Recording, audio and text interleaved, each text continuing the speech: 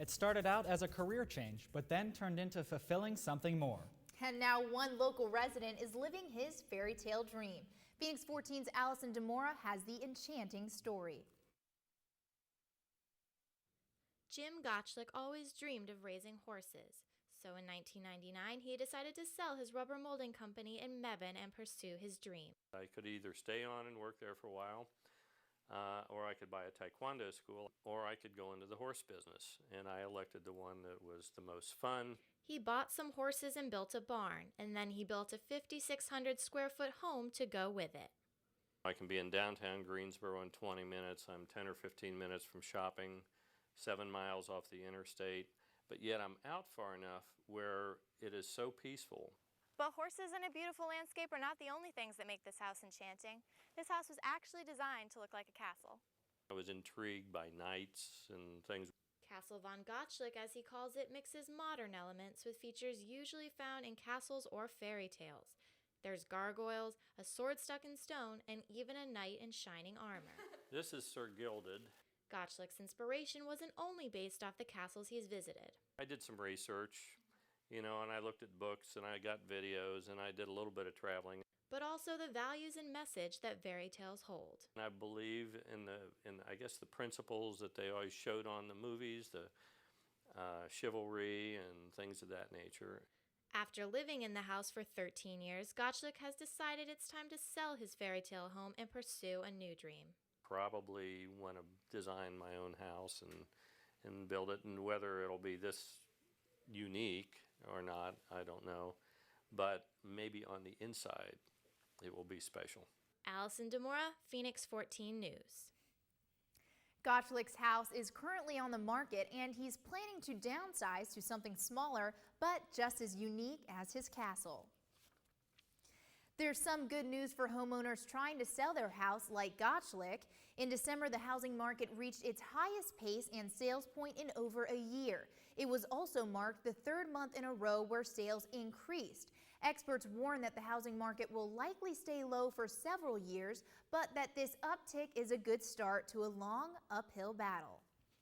Film production is picking back up in North Carolina after tight budgets put a squeeze on production in the Tar Heel state for the past few years.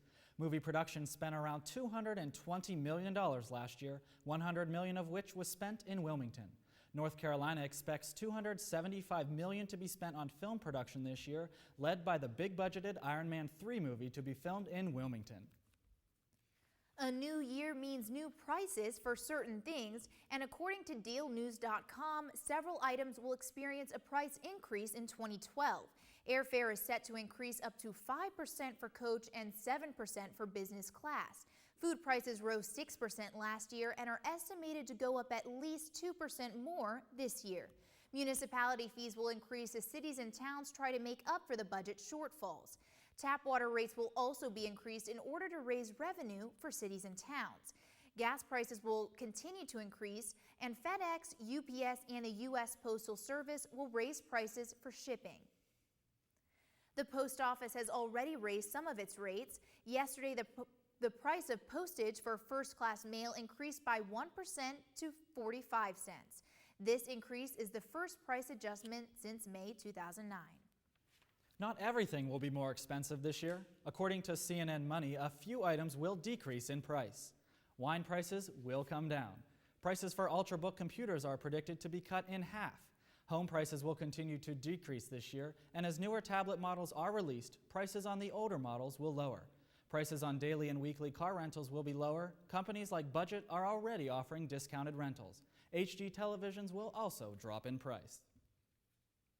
There's a national currency, but soon Greensboro could be getting its own currency. It will be a paper currency with security features that can be used alone or with U.S. dollars. At least a dozen businesses and one bank have signed on to use it. The goal is to put more money into circulation in a city with high unemployment, leading to more jobs for more people. The Constitution bans governments from making coins, but they are allowed to create paper currency. Greensboro hopes to have the new currency circulating in a few months. The 132-year-old film giant Kodak is filing for bankruptcy. According to the Associated Press, Kodak is allowed to borrow $650 million and is required under its bankruptcy financing terms to produce a reorganization plan by February of next year. Kodak hopes to leave film behind and instead invest in digital inkjet printers and software. It was a dismal and rainy weekend, but will this week bring warmer and drier weather? We'll have your 5-day forecast after the break. And Shakespeare's Macbeth is known for bringing misfortune to those performing it. Next, find out if Elon's production experienced any bad luck.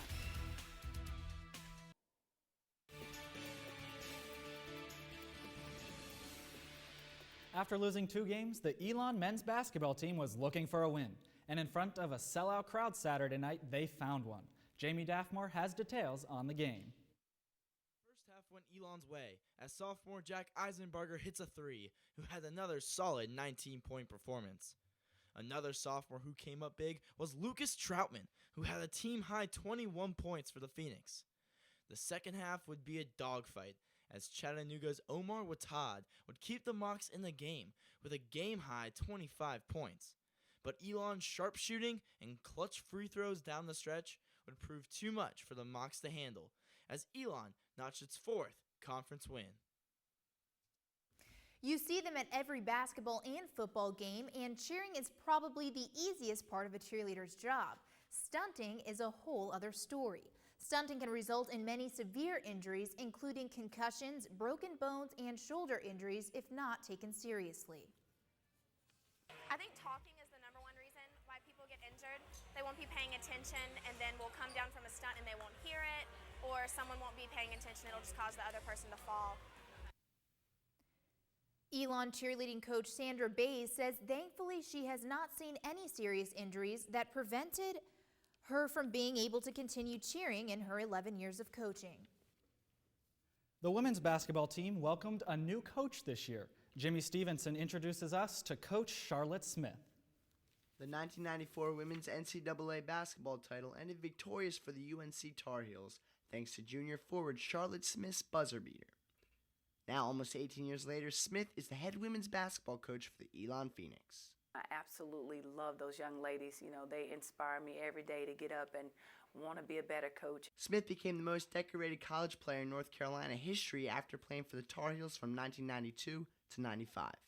She went on to play in the WNBA for 8 seasons and coached at UNC for 10 years. As an assistant coach at Chapel Hill, her women won 2 national titles.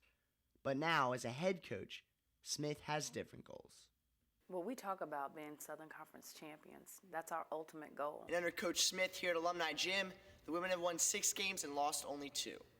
Part of the team's success comes from Coach Smith's ability to connect with her players. A lot of the things that they've experienced, I've already experienced. And so my thing is just being transparent, sharing, my disappointments, my hopes, my fears, my dreams, all of those things, that's real to people. Having that relationship will only help the women become what Coach Smith believes they can be, champions. I actually moved out into a neighborhood, and when I went through the neighborhood and I saw a street sign, it said Championship Drive. I said, this is where I have to live, because when my team comes to my house, I want them to always have to come down Championship Drive. Jimmy Stevenson, Phoenix 14 News. The Phoenix are looking to extend their winning streak tonight. They take on the UNCG Spartans at home at 7 p.m. The date and location for Super Bowl 46 has been set for a while, but last night we finally found out which 2 teams are going to Indianapolis. The New York Giants defeated the San Francisco 49ers in a matchup that went into overtime, and the New England Patriots defeated the Baltimore Ravens. The last time these 2 teams met in the Super Bowl was 2008, and the Giants won. That's all the news we have for this week's Phoenix 14 News. For news throughout the week, like us on Facebook, follow us on Twitter, or check our website, phoenix14news.wordpress.com. I'm Scarlett Fakar. And I'm Brian Mazurski. Good luck on finals and have a safe and fun fake break, Elon.